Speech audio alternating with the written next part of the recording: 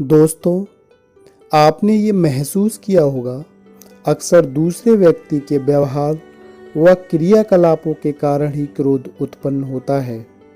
व्यक्ति को अधिकांशतः क्रोध तब उत्पन्न होता है जब सामने वाला गलती करता है। क्रोध हमारे शरीर का सहज रूप से उत्पन्न होने वाला लक्षण नहीं है। क्रोध हर किसी को आता है।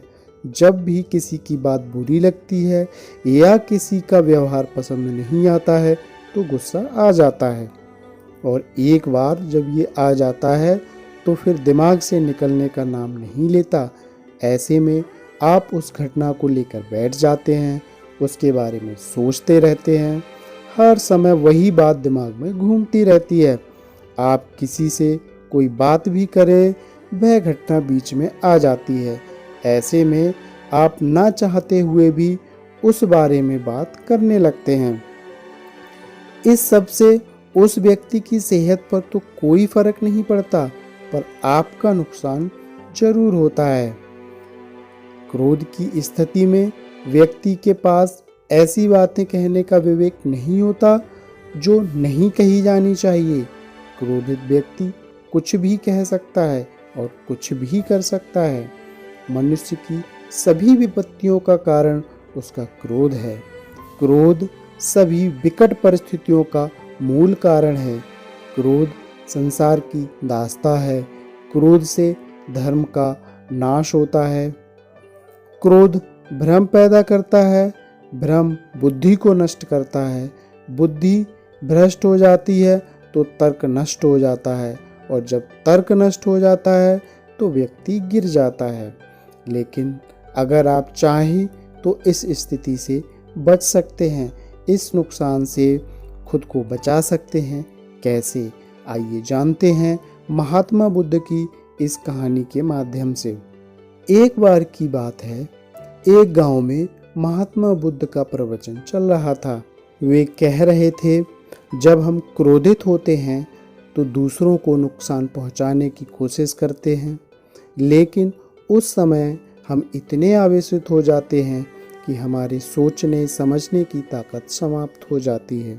इसलिए क्रोध में हम सही निर्णय नहीं ले पाते हैं और अपना ही नुकसान कर बैठते हैं।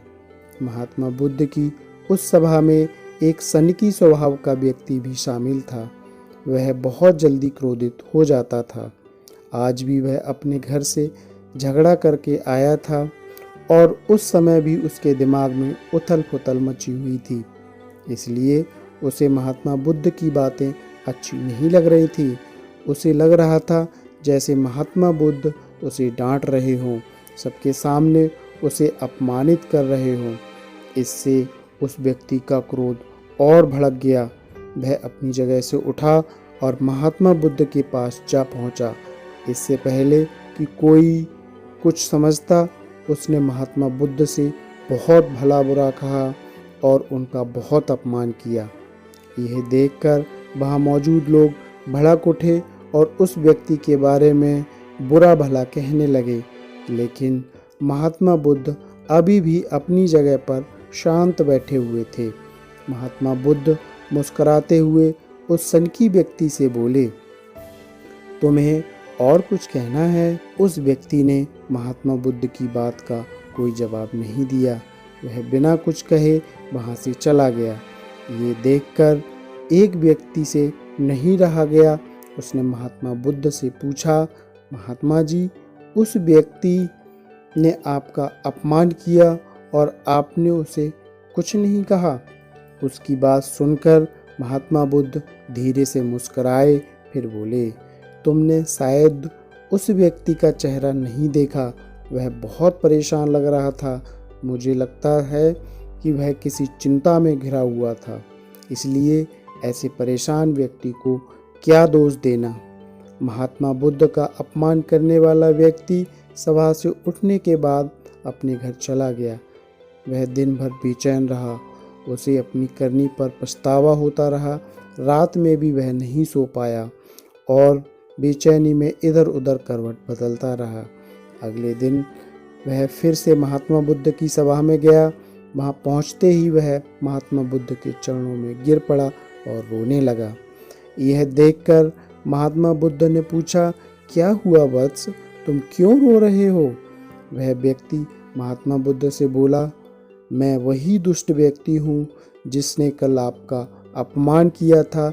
पता नहीं कल मुझ पर ऐसा कौन सा पागलपन सवार हुआ जो मैं ऐसी घृणित हरकत कर बैठा और आपका अपमान कर दिया।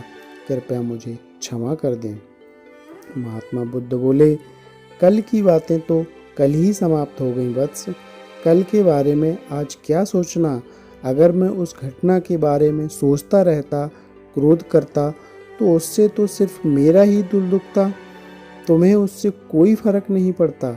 इसलिए बुरी घटना को याद रखना कोई समझदारी की बात नहीं है। इससे हमारी परेशानियां बढ़ जाती हैं और जीवन ठहर जाता है। इसलिए अप्रिय बातों और अप्रिय घटनाओं को भूलने में ही समझदारी है।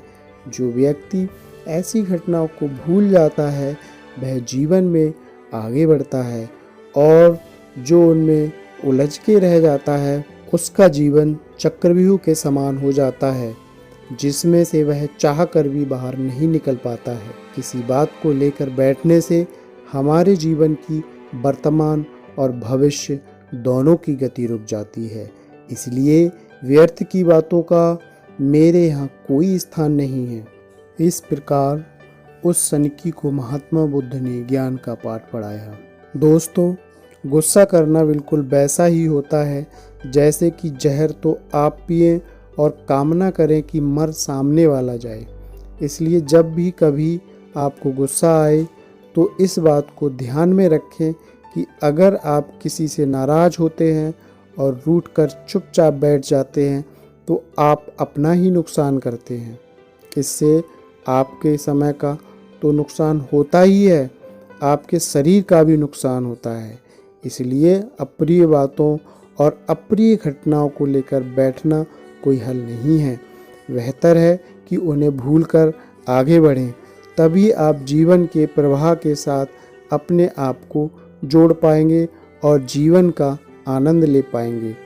क्रोध पर तभी विजय पाई जा सकती है जब आप क्रोधित न हो और अच्छे स्वभाव और अच्छे व्यवहार से ही बुराई पर विजय प्राप्त होती है।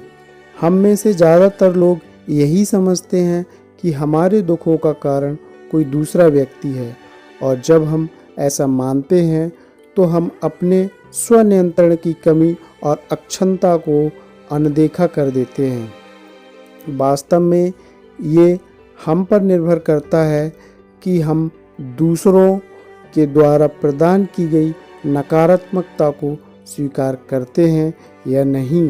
अगर हम नकारात्मकता को स्वीकार करते हैं तो हम अपने पैरों पर कुल्हाड़ी मारते हैं, और जब हम उसे अस्वीकार कर देते हैं तो घृणा, क्रोध, हिंसा हर किसी से मुक्त हो जाते हैं। दोस्तों, उम्मीद करता हूँ आपको ये कहानी अच्छी लगी होगी। ऐसी ही और कहानियाँ देखने के लिए चैनल को सब्सक्राइब कर लीजिए।